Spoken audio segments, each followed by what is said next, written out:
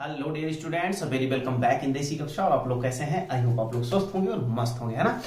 आज हम लोग स्टार्ट करने चल रहे हैं क्लास 10th का मेंसुरेशन। ओके, ऐसा कोई चैप्टर आपने सुना तो है नहीं कि मेंसुरेशन नाम का कोई चैप्टर है, लेकिन मेंसुरेशन का मतलब होता है कि क्षेत्रमिति, यानी कि इसमें वो सारे के सारे चैप्टर्स इंक्लूडेड होते हैं जिनमें हम लोग वॉल्यूम, एरिया या सरकमफ्रेंस किसी चीज की या पेरीमीटर, ऐसी सारी बातें हम लोग कर रहे होते हैं ऐसे चैप्टर्स में। और ये चैप्टर हम लोग बहुत छोटे क्लास से ही पढ़ना शुरू कर देते हैं। ओके डियर स्टूडेंट्स, तो मुझे ऐसा लगता है कि आप लोगों को लगभग जब आप कक्षा 8 या कक्षा 9 तक आप पहुंचते हो तो आपको रेक्टेंगल पढ़ा दिया जाता है। ओके, आपको रेक्टेंगल पढ़ा दिया जाता है, आपको स्क्वायर के बारे में आपको नॉलेज दे दी जाती है, आपको ट्रायंगल के बारे में नॉलेज दे दी जाती है। और इन सारी चीजों से जो साइडेड एरिया वगैरह, साइडेड एरिया जैसे हम लोग निकालते आते हैं, तो ये सारी चीजें लगभग आपको बता दी जाती है कक्षा 8 तक। ओके, उसके बाद हम लोगों को थोड़ा बहुत क्यूब और क्यूबॉइड के बारे में भी बता दिया जाता है कि भाई क्यूब क्या होता है, क्यूबॉइड क्या होता है, इसका हम लोग वॉल्यूम कैसे निकालते हैं, ओके, या इसमें कितना पानी आएगा। ये सारी चीजें लगभग हमको आइडिया हो जाता है जब हम कक्षा 8 तक आते हैं। लेकिन फिर भी अगर आइडिया ना हो आपको तो आप इतना समझ सकते हैं कि ये एक ऐसी आकृति है जिसकी लंबाई आपस में बराबर है। ये लेंथ इस लेंथ के बराबर है और ये जो ब्रेथ है इस ब्रेथ के बराबर है, और ये वाला जो एंगल होता है ये एंगल होता है 90 डिग्री। ऐसी जो आकृतियां होती हैं उन्हें हम लोग क्या बोलते हैं? इनको हम लोग रेक्टेंगल बोलते हैं या इसको आयत बोलते हैं। इसका जो क्षेत्रफल होता है वो लंबाई गुणे चौड़ाई होता है, लंबाई गुणे चौड़ाई होता है। बोले तो length into breadth, length into breadth. इस पर ढेर सारी वीडियो हमने बहुत पहले से ही बना के चैनल पे डाल दी है। ओके, और अपना चैनल जो है वो नवोदय विद्यालय की प्रिपरेशन के लिए भी बहुत अच्छा माना जाता है, तो इस पे बहुत ढेर सारे स्टूडेंट नवोदय विद्यालय की भी प्रिपरेशन कर रहे हैं। तो मैं उस प्लेलिस्ट को, या आपको आइकॉन में दिख रहा होगा, अगर आप उस पर क्लिक करेंगे तो उससे आप डायरेक्ट एरिया और पेरीमीटर रिलेटेड चैप्टर्स में आप ऑलरेडी पहुंच जाएंगे। ठीक है, तो जैसे ही आप पहुंचिए वहां से सारी की सारी चीजें कर लीजिए। ओके, हालांकि थोड़ा बहुत आइडिया हम यहां से दे देते हैं कि अगर रेक्टेंगल होता है तो इसका जो एरिया निकालते हैं हम लोग क्या निकालते हैं? लंबाई गुणे चौड़ाई या लेंथ इंटू ब्रेथ करते हैं। इसका जो पेरीमीटर आता है वो 2 ब्रैकेट में लंबाई प्लस चौड़ाई 2 in bracket L plus B कह लो। ओके, इसमें लगभग इतनी ही बातें करी जाती हैं। उसके बाद स्क्वायर आता है, एक विशेष प्रकार का रेक्टेंगल स्क्वायर कहलाता है। कब? जब ये साइड ये साइड ये साइड और ये साइड यानी कि चारों साइड्स आपस में बराबर होती हैं। इसका जो एरिया होता है वो एरिया होता है साइड का स्क्वायर, और इसका जो पेरीमीटर होता है वो क्या होता है? 4 इंटू साइड्स, यानी कि किसी भी साइड को 4 से मल्टीप्लाई कर दो तो इसका पेरीमीटर निकल के चला आता है। ट्रायंगल के बारे में हम सारे लोग जानते हैं कि भाई ट्रायंगल क्या होता है, एक राइट एंगल ट्रायंगल के फॉर्म में होता है। इसका जो एरिया निकलता है 1/2 बेस इंटू एल्टीट्यूड होता है, बेस इंटू एल्टीट्यूड होता है। इसका पेरीमीटर अगर निकालना हुआ तो ये सारी की सारी साइड्स को आप सम कर लीजिए, सारी की सारी साइड्स का आपको क्या करना है? बस जोड़ लेना है। ओके, ऐसे ही इनसे रिलेटेड कुछ क्वेश्चंस आते थे, जैसे आपको याद हो कि भाई इस तरीके का एक आपको शेप दे दिया जाता था। उसके बाद कहा जाता था कि इधर से इधर से इधर से और इधर से, यहाँ पे ये सारे के सारे क्या है? ये साइडेड पोर्शन है, ये साइडेड पोर्शन है। अब साइडेड पोर्शन का एरिया बताओ, तो इसको भी आप निकाल लोगे आराम से। इन पूरे का एरिया निकालो और इस साइडेड पोर्शन का अलग से निकालो, तो ये बीच वाला भी आप आराम से निकाल सकते हो। तो इस तरह की ढेर सारी बातें हम लोग लगभग कर चुके होते हैं जब तक हम लोग कक्षा 10 में आ रहे होते हैं। तो इस समय तो हम लोग कक्षा 10 में हैं, तो भाई इतनी सारी चीजें तो हमें आनी ही आनी चाहिए। क्यूब और क्यूबॉइड के बारे में भी आपको बेसिक आइडिया होता है कि भाई क्यूब क्या होता है, कि जिसमें 3-3 साइड्स होती हैं, तीनों साइड्स में एक लेंथ होती है, एक ब्रेथ होती है, एक हाइट होती है, लंबाई चौड़ाई और ऊंचाई होती है। इसका आपको वॉल्यूम निकालने के लिए बोलता है, तो वॉल्यूम तक की बातें हम लोग कर चुके होते हैं कि लंबाई गुणे चौड़ाई गुणे ऊंचाई होता है। ठीक है, तो इस तरीके से लगभग ये सारी चीजें कंप्लीट होती हैं। जब हम कक्षा 9 या 10 में एंट्री मारते हैं तब हमको थोड़ा सा गजब लेवल का मेंसुरेशन आना चाहिए। जब लेवल का मेंसुरेशन आना चाहिए, उस मेंसुरेशन में फिर हम लोग स्टार्ट करते हैं area related to the circle, जो कि अपना पहला चैप्टर होता है। उसके बाद हम लोग कुछ सॉलिड्स फिगर्स के बारे में बात करते हैं, जैसे कोन, सिलेंडर, स्फीयर और फ्रस्टम के बारे में। तो आज का जो अपना लेक्चर है डियर स्टूडेंट्स, वो लेक्चर अपना होने वाला है किस पे? Area related to the circle पे।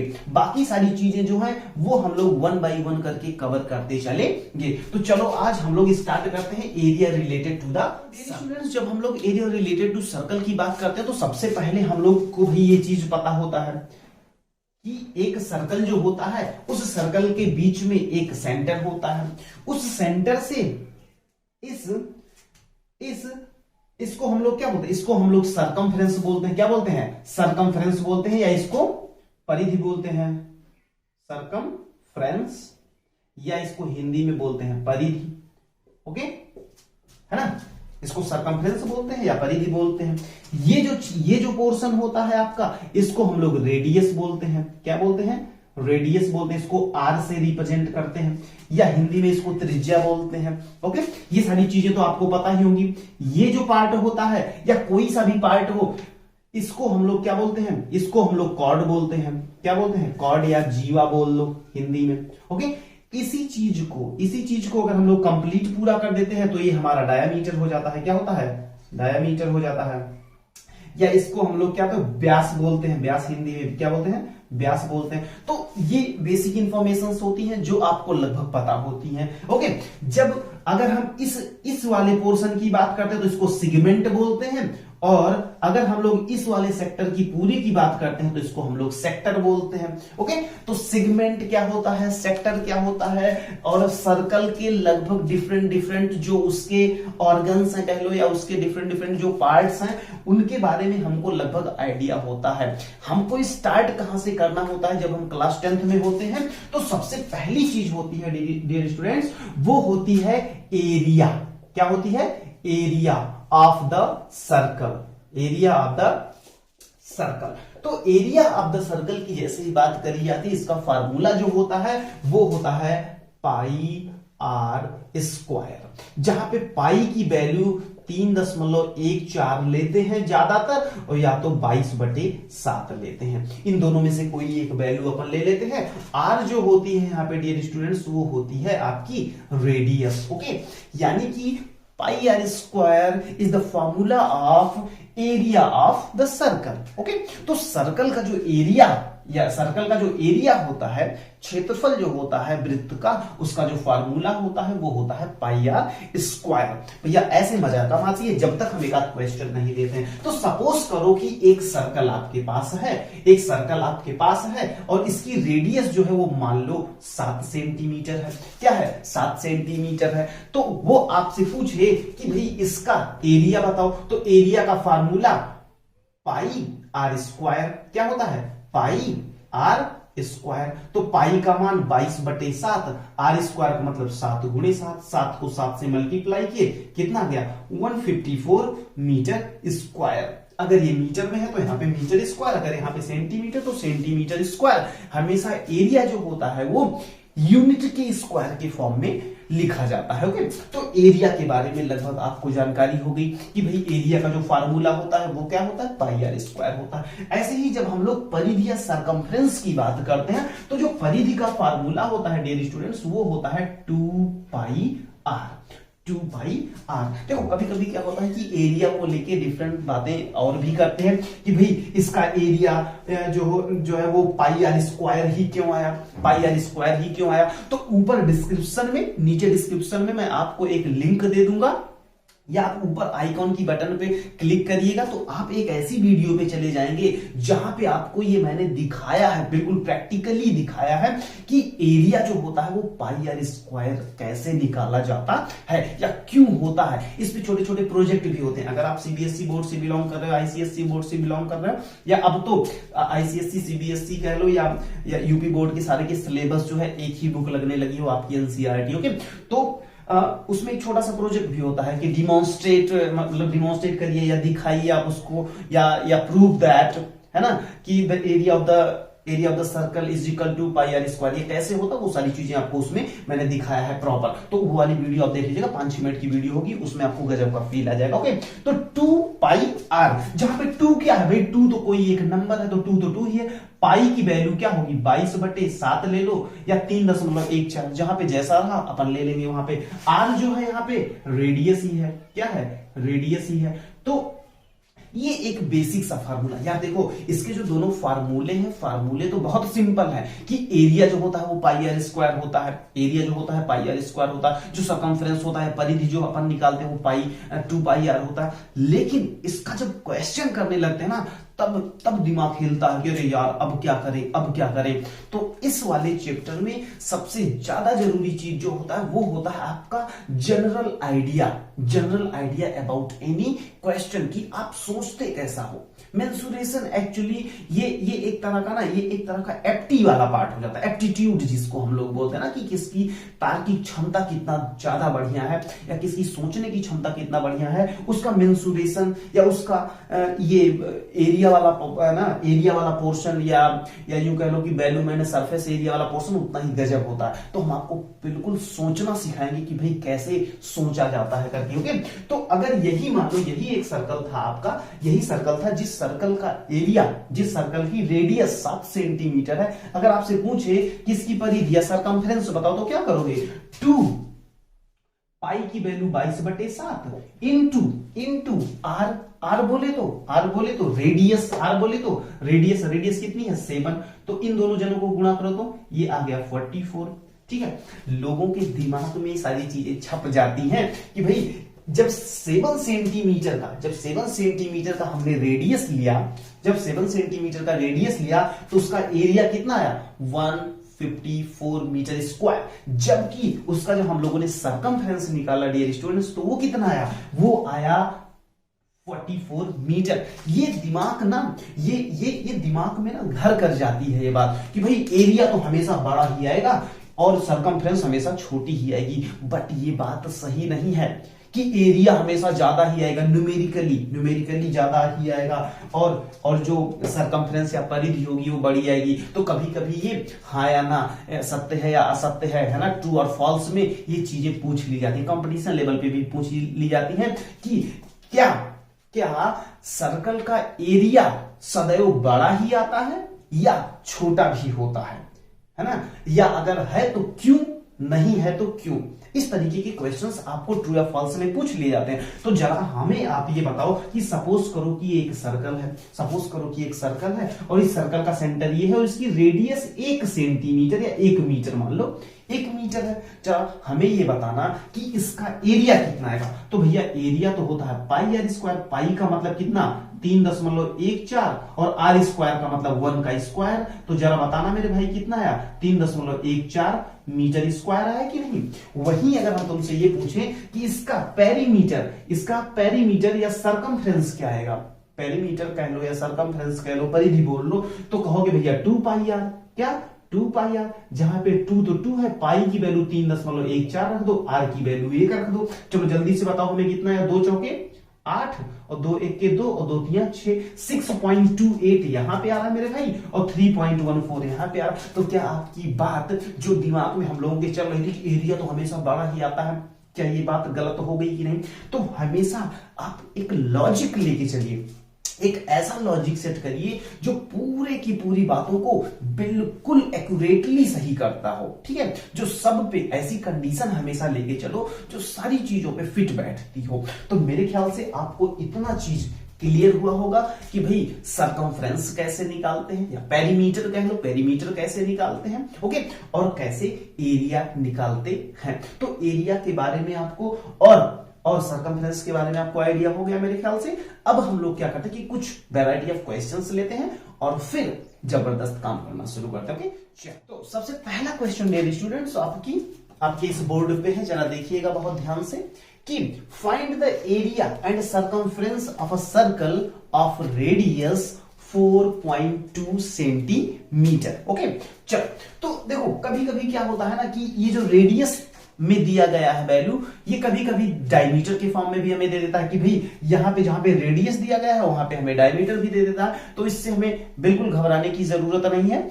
हमको क्या करना रहेगा कि रेडियस इज इक्वल टू क्या होता है, डायमीटर का हाफ होता है। इतना तो सारे जनों को पता होता है। ओके, तो इसका एरिया जरा हमें बताना क्या होगा। एरिया का फार्मूला अभी हम लोग करके आ रहे हैं कि एरिया जो होता है वो होता है कितना, पाई आर स्क्वायर। ओके, तो पाई की वैल्यू, अब देखो वो पॉइंट में एक काम करो, पाई की वैल्यू ले लो कितना, 22/7 इंटू आर। आर क्या है, आर आपका 4.2 सेंटीमीटर है, तो 4.2 इंटू 4.2, तो बिल्कुल सिंपल सी बात है। इसको आप काट दीजिए, 7 एक के साथ 7 छंगे 42 और 6 से इसको मल्टीप्लाई कर दीजिए, या 6 से इसको कर दीजिए 6 दूनी 12 और 6 चौके 24, 24 और 1 25, कितना हो गया 25.2, लेकिन 2 अंक के बाद दशमलव लगेगा, जान लेना 2 डिजिट के बाद दशमलव आप लगा दीजिए। ओके, तो ये हो गया आपका इतना।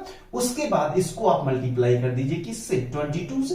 तो 2 से जब आप मल्टीप्लाई करिएगा तो 22 दूना 44 और 22 पंचे 110, 110 4 114 और 22 दूना 44 और 44 11 कितना होता है, 44 और 11 55, ठीक है, और 2 अंक के बाद दशमलव, यानी कि 55.44 सेंटीमीटर स्क्वायर आपका क्या आ जाएगा, आपका आ जाएगा एरिया। ओके, थोड़ा सा कैलकुलेशन में स्मार्ट रहिए, कोई बहुत बड़ी बात नहीं है। ओके, दूसरी चीज है आपकी सरकमफ्रेंस। क्या है, सरकमफ्रेंस। तो सरकमफ्रेंस का फॉर्मूला क्या होता है, 2 पाई आर, बोलो है ना।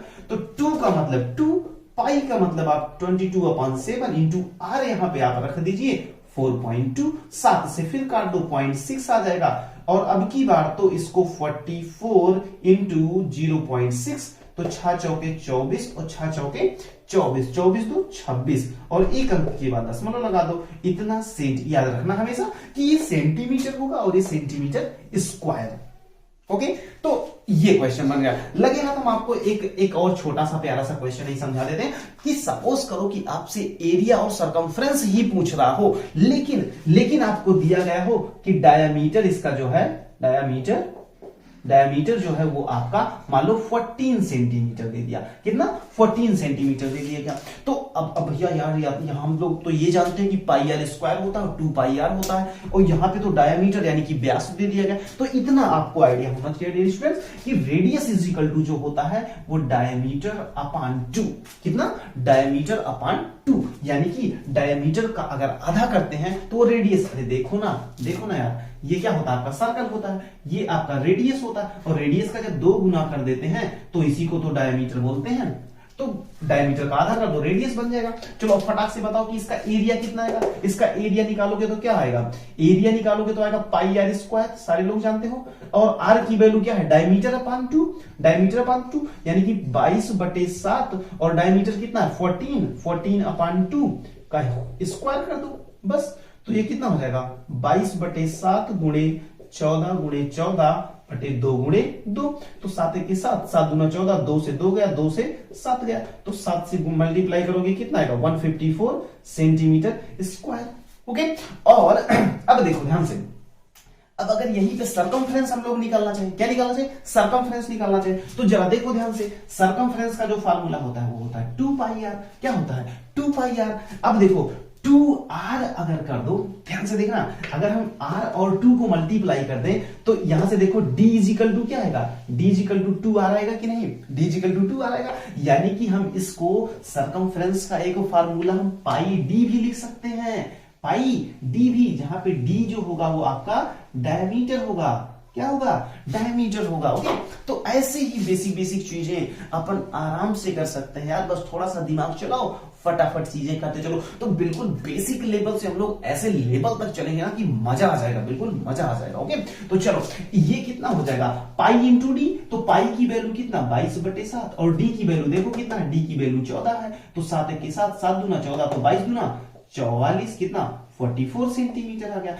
तो इस तरीके से भी हमसे क्वेश्चन पूछ सकता है कि भाई रेडियस दिया हो और हमसे एरिया और सरकमफ्रेंस पूछ ले, एरिया और पेरीमीटर पूछ ले, है ना, और हमको डायमीटर दिया हो तब हमसे एरिया या पेरीमीटर पूछ ले, एरिया सरकमफ्रेंस पूछ, कुछ भी पूछ ले, तो हमें कोई दिक्कत की बात नहीं होने वाली। ओके, अब देखो एक थोड़ा सा क्वेश्चन को थोड़ा सा और हम लोग थोड़ा सा एक लेवल और ऊपर ले चलते हैं, क्योंकि ये तो था 0 लेवल कि इतना तो भाई हर किसी को आइडिया होना ही चाहिए अगर वो सर्कल पढ़ने आया है तो। ओके, अब हम लोग नेक्स्ट क्वेश्चन बना रहे हैं, जो अगला क्वेश्चन होगा वो थोड़ा सा मजेदार होगा। आओ चलो लेते हैं। तो डियर स्टूडेंट्स, ये है आपका क्वेश्चन नंबर 2। इसको बहुत ध्यान से पढ़िएगा कि a horse is tied to a pole with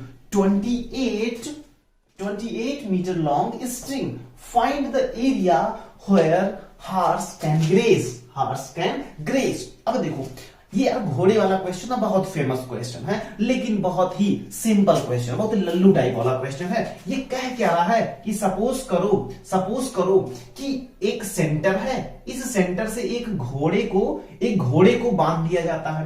भाई इसका हिंदी वर्जन भी सुन लो कि एक घोड़े को अगर हम 28 मीटर लंबी रस्सी से बांध दे तो कितना एरिया वो घूम के ग्रेज करेगा, यानी कि चर लेगा, खा लेगा। ओके, तो ये है 28 मीटर लॉन्ग उसकी क्या स्ट्रिंग माने डोर या रस्सी कह लो, जिस रस्सी से यहां पे हमने घोड़े को बांधा है, भाई घोड़े को बांधे हो तो घोड़ा तो घूम के ही तो चलेगा ना यार, कि भाई घोड़ा यहां से चलना शुरू किया, यूं ये आगे फिर से यहीं पे पहुंच गया, यानी कि इतना भाई वो यहाँ का एरिया तो चलेगा नहीं, यहाँ की घास को तो खाएगा नहीं, तो घास को कहां का खाएगा, यहाँ का खाएगा, यहाँ का मैक्सिमम लिमिट क्या है उसकी खाने की, वो है 28 मीटर तक वो खा सकता है।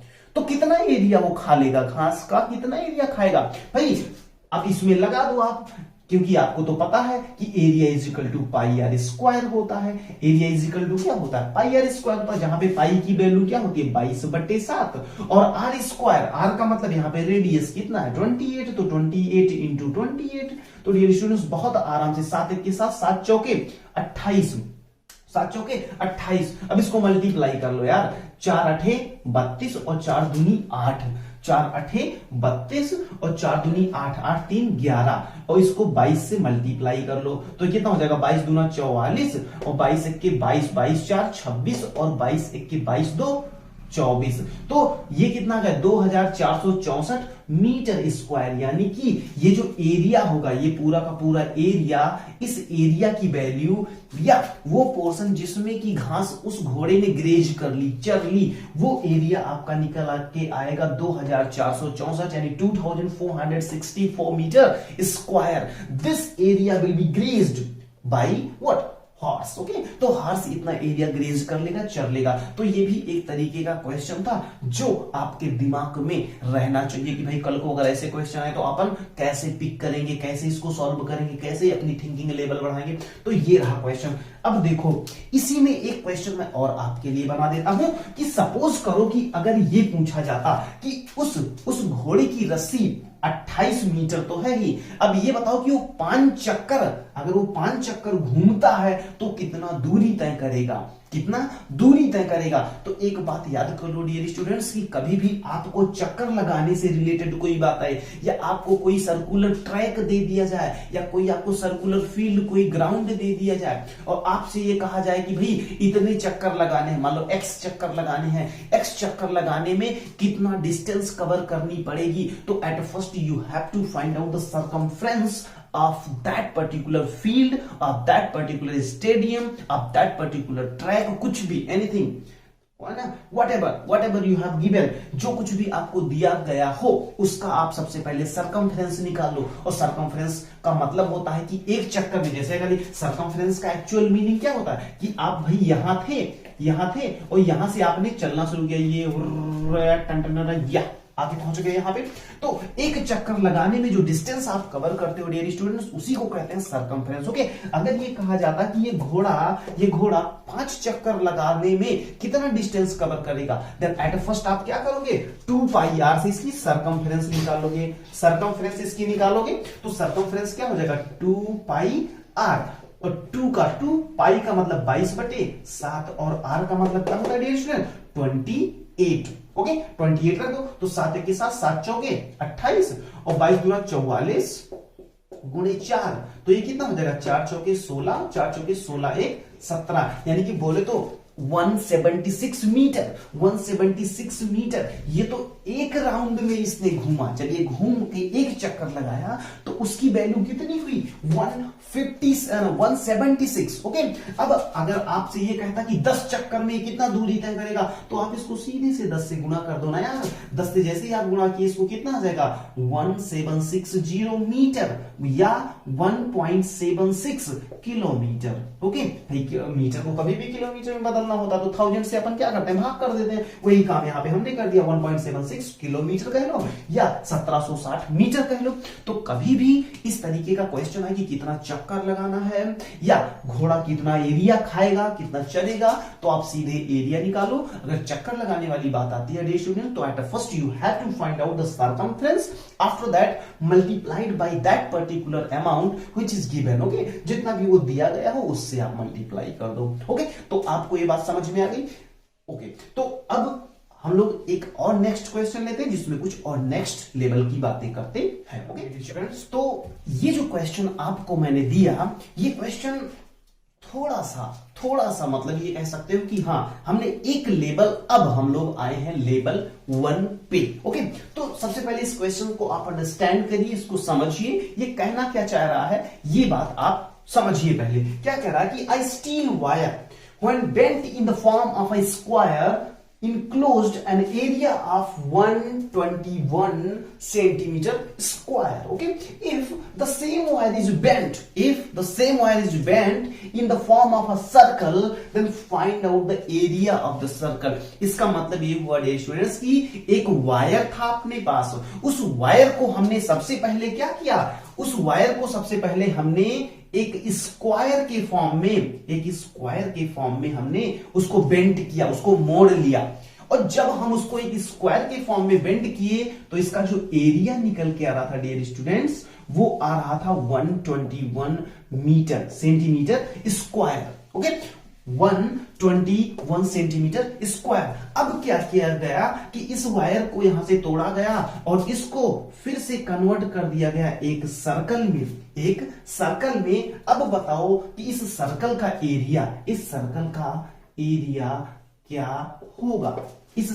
एरिया क्या होगा, जिसको इसी वायर से बनाया गया है। तो है ना मजेदार क्वेश्चन है ये। इसको कैसे सॉर्ट आउट करेंगे, इसको कैसे करेंगे, अब देखो ध्यान से। ये बताओ मेरे भाई कि अगर इसका एरिया 121 है तो ये बताओ कि एरिया का फार्मूला क्या होता है। एरिया ऑफ द स्क्वायर होता है एक्स स्क्वायर का मतलब यूं कह लो कि भुजा या यूं कह लो भुजा का स्क्वायर, या यूं कह लो कि साइड का अगर हम स्क्वायर करते हैं तो ये आता है क्या, एरिया। आता है कि नहीं आता है, पक्का। बस ये बताओ कि अगर साइड का